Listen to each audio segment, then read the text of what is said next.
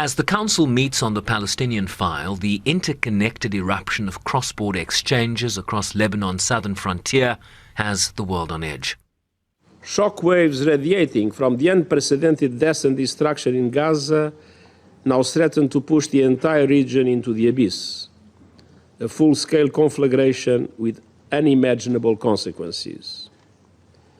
Monday was the bloodiest day in Lebanon since 2006.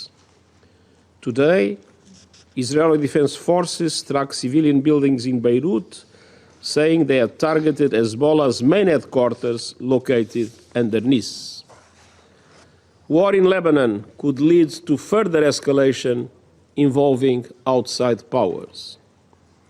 I fully support the proposal for a temporary ceasefire, allowing for the delivery of humanitarian relief and paving the way for the resumption of serious negotiations for a durable peace across the blue line. We need this ceasefire now. But he told the Council that Gaza remained the epicenter of violence spreading in the region, and that Gaza would be key to ending it, where the humanitarian system was hanging by a thread. Countless others have been injured, maimed, and traumatized for life. The speed and scale of the killing and destruction in Gaza are unlike anything in my years as Secretary General. Nothing can also justify the collective punishment of the Palestinian people. Over the past year, virtually the entire population of Gaza has been displaced, many of them several times, with nowhere safe to go. The UN chief also referred to the advisory opinion of the International Court of Justice that was endorsed by a large majority in the General Assembly last month. The advisory opinion of the International Court of Justice found that Israel's continued presence in the occupied Palestinian territory is unlawful, and Israel has an obligation to end it as rapidly as possible. The General Assembly demanded that Israel should comply. Meanwhile, the Israeli authorities continue to limit and prevent the international media from reporting from the occupied Palestinian territory. International media outlets are the eyes and ears of the world. Journalists must be able to do their jobs everywhere.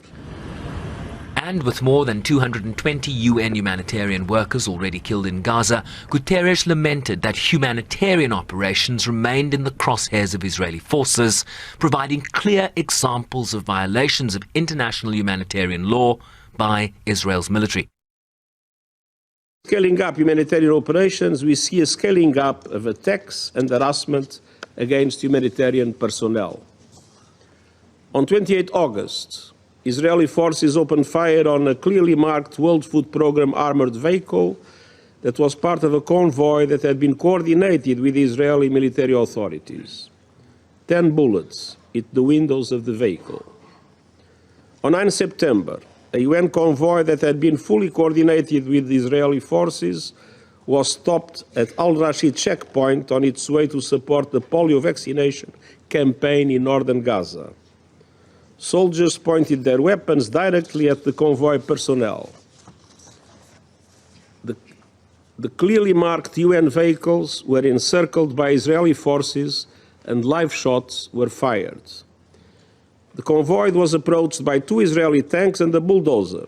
The rear tank rammed UN vehicles from the back, compacting the convoy with 12 humanitarian workers inside.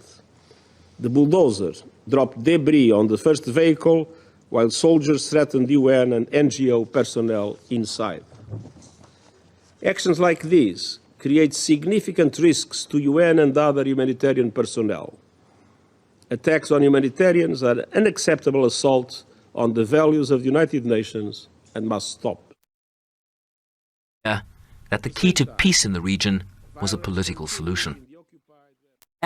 The prospect does not appear to be imminent, not even close, as Israel scales up its war footing in Lebanon as it targets the militant group Hezbollah, Israeli Prime Minister Benjamin Netanyahu earlier told the General Assembly that the military campaign against the group would continue after Hezbollah began firing rockets at Israel in solidarity with Palestinians in Gaza. Efforts towards ceasefires in both Lebanon and Gaza appear to be tenuous at best. As the world watches, almost helpless, as this almost year-long catastrophe appears to have no clear end in sight. Shervin Riceby's SABC News, New York.